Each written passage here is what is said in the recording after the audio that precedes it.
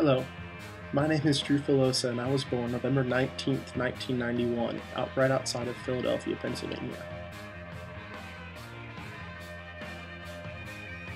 When I was 3 years old, my parents moved me all the way from Pennsylvania to Normal, Illinois, because they got transferred for their jobs. Growing up, I had a good life, oldest of 4 children. I played 4 different sports: hockey, baseball, soccer, and football. My father was always there for me. Both my parents were, but my dad was, coached on numerous baseball and hockey and soccer teams.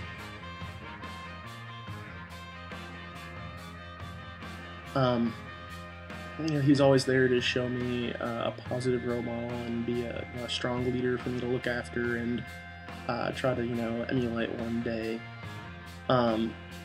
Growing up, he was always there for me, was always teaching me, right from wrong, a lot of my conceptions of what a leader is and what a leader should do and should say is based on things that he told me.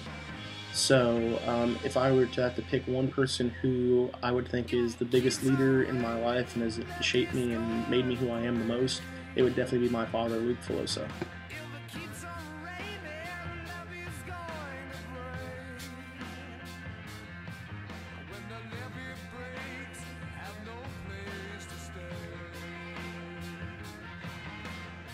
If I had to describe leadership, I'd describe leadership as doing the right thing even if no one else is watching.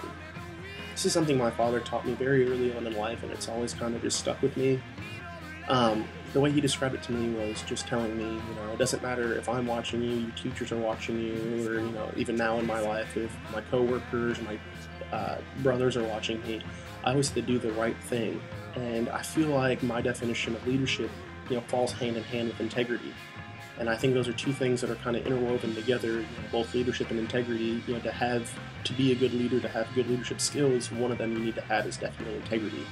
And so I think that it's fitting that my definition of leadership falls very close in line to integrity, because I like to think of myself as having integrity, and the person I really learned and gained that integrity and that sense of direction from would be my father.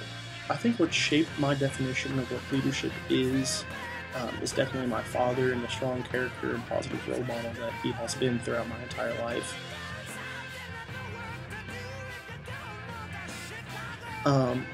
Growing up, he was always there for me, like I said before, and, without him explaining me and telling me, definitely explaining to me what my definition is, the doing what is right when no one is watching.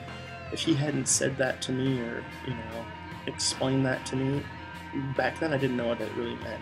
I had an idea, but not as much as I know what it means now. And as I've grown older and taken on more leadership roles, but also seen other people in leadership roles, I've seen both good and bad leaders. And after I've seen a great leader, my father and other people besides him, and then I've seen bad leaders in my life as well, I really can see that it's not what you do, but it's how you do it. And that's something that he taught me as well, is, you have to be able to, you can't make people follow you.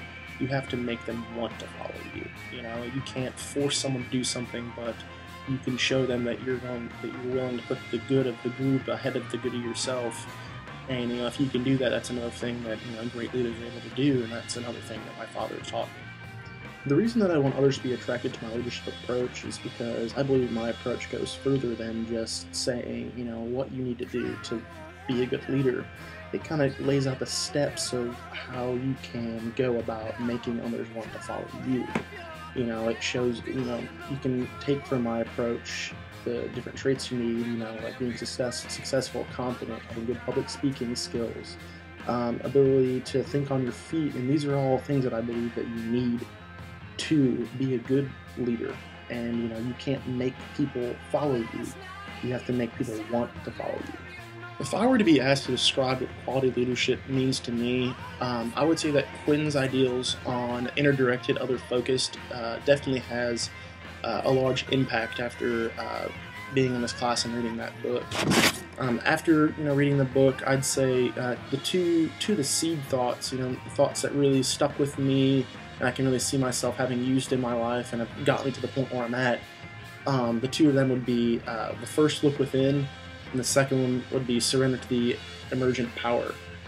First, the first look within, the first one I said, I can definitely see that with myself and my leadership style. I'm definitely very quick to judgment, quick to thought. I definitely do jump up the ladder very quickly, and so what's helped me a lot is to first stop and think about my situation, what's going on, before I jump to conclusions. I definitely have really tried to use that so far in this class and in my leadership examples so far, and I can definitely see it doing a lot for me already. The second one, to surrender to the emergent power, I've really seen myself, when I am looking within, trying to see the path, the goal, the end game that I have and that I need in my leadership ventures, and maybe not trying to fight that, trying to work towards it better. I might not get there as quick as I should, but I'm doing it more efficiently. I'm getting there quicker than I used to, and I'm trying to pick the path of the least resistance, and I can definitely see that already working for me very well. And at the same time, I've definitely seen my leadership skills, my quality of leadership definitely go up a lot after using Quinn's inner-directed, other-focused mentality and the seed thoughts he mentioned in his book. I feel like my future is looking very bright.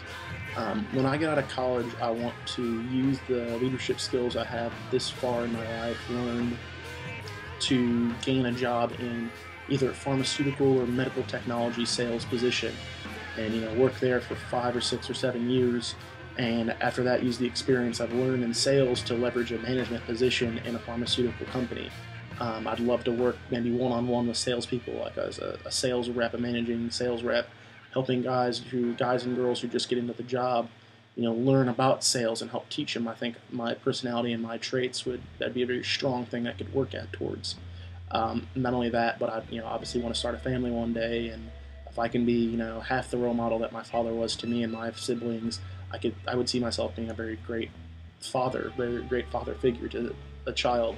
That's something I definitely want to have someday. Not only that, but even in my community, I would love to see myself take on leadership positions, whether that be helping out with my children's sports, or volunteering at different group homes, or volunteering for Habitat for Humanity or different community philanthropy projects like that. I'd love to do that. I've even thought of possibly getting into local government, something like that, where I could use my skills to help better the community. And I think that my potential of leadership is very high, and I look forward to the future and what different leadership opportunities are in store for me. Run, run, sweet baby, Lord, how they hypnotize.